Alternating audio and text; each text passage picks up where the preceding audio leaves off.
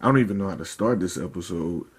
Such a tragic situation, being that Kobe Bryant died in a helicopter crash with his daughter. And it kind of brought Kobe's career into perspective for me because, unlike a lot of people in this world, I wasn't a Kobe fan. But then again, a lot of people wasn't Kobe fans because he stuck daggers in our hearts countless times with the Lakers, him and Shaq, and him and Gasol. If you are like a Celtics fan, see, I'm an Allen Iverson fan. I don't necessarily have a team, so say in the NBA. I'm a fan of the players more than teams because the New Orleans Pelicans, was never really that good. We had AD, but guess where he's at now? He's a Laker. But anyway, that's a whole nother thing. So being that he stopped my favorite basketball player from getting a championship ever, because Iverson never even got that close ever again after running into the Lakers. He was having such a magical season, and then he ran into the big dogs. Kobe Bryant, the killer, the Black Mamba. No fear, no heart. When you're in between those lines, there's no heart, and that's the one thing I had to respect about Kobe. Didn't like him because he stopped my boy, but one thing I respect, he was going to stop you. If he needed to get that championship, he don't care if it was his mama standing in front of him. She was going to get these buckets. She was going to get these buckets. So, yeah. What's another Kobe memory that I have? Oh, rest in peace to my mom. She passed, well, 4 years now, but she passed. She was a big Kobe Bryant fan. Like, one of the biggest. And I got a best friend, my partner Shane. He's also a big Kobe Bryant fan. So, growing up, that's all I heard about all day, every day. Kobe, Kobe, Kobe, Kobe. He liked Iverson too, but he was real adamant on Kobe being the best player ever until LeBron showed up.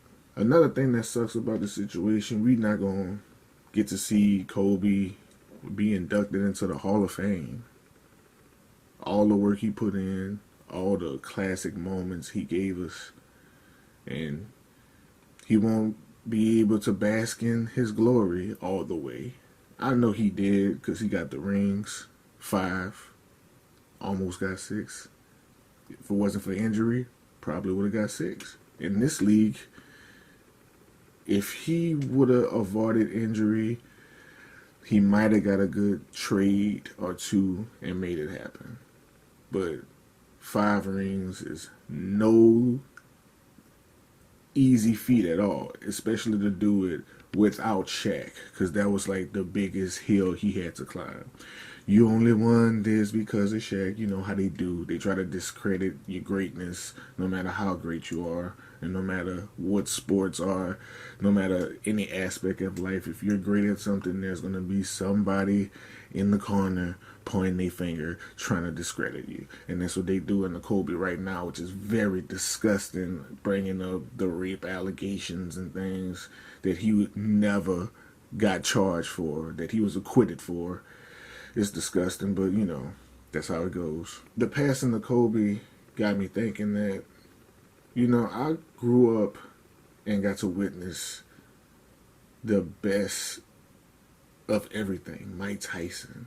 I got to witness Michael Jordan. I got to witness Kobe Bryant. I got to witness Michael Phelps. I got to witness Tom Brady, LeBron James, Kevin Garnett, like you name it, like sports, movies, just entertainment and pop culture. I got to witness some of the best of it. There are kids who, you got to think, like my basketball era, I got to see Michael, Kobe, and LeBron whole careers.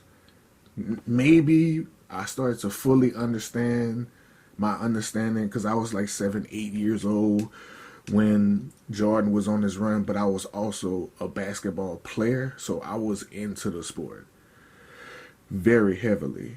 And I had a high basketball IQ, so probably when other kids is running around playing PlayStation and doing other stuff outside. If I'm outside, a basketball is in my hand. If I'm in the house, I'm watching a game that I recorded on my VCR. For kids that don't know what a VCR is, it was something that it was a tape. It's like a big. Y'all would never know. It's hard to explain, but in the Stone Age that I grew up in, used to record the games before there was a YouTube and you caught highlights, and before you could sit at home and watch Sports Center because I had to go to school. When I got back from school, that was my Sports Center, my own recordings, and just study Michael Jordan moves, Kobe Bryant moves, Tracy McGrady, Iversons. That's who I took from. And him losing his daughter as a father of two girls. And I have a teenage girl too. I have a teenager and I have a 10-year-old. I have a 16-year-old. He lost his 13-year-old, who he was really, really close to. Because, unfortunately, we don't go out our way to have, like, certain relationships with certain kids. But, they had a bond, which was basketball. So, naturally, he's going to be around her more just because he's, like, living a father's dream where the child is taking and following the footsteps of the parent. You're going to automatically gravitate towards that child more. But just sad to hear that. I thought, that's why when I first heard about the news, it was Kobe, Rick Fox, and all four of his daughters died in a plane crash.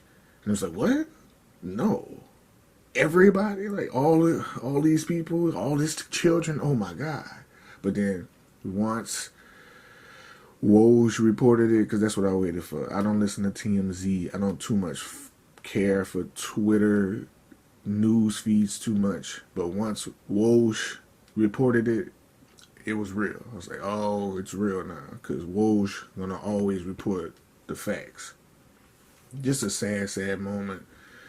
If you're a fan of the NBA, if you love the sport, because I love the sport. I have fell out of love with it.